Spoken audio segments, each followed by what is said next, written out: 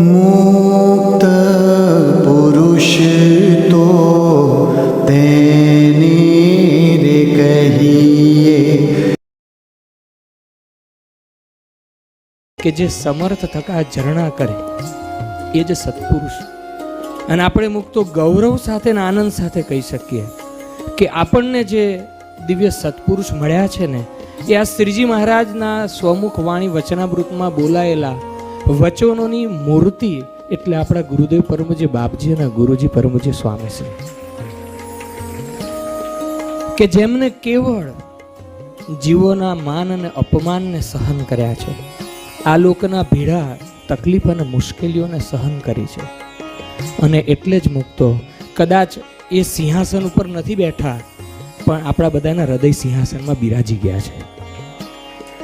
કેટલા મુક્તોના હૃદય સિંહાસનમાં ગુરુદેવ અને ગુરુજી બિરાજ્યા છે. બસ આ જ સત્પુરુષપણું.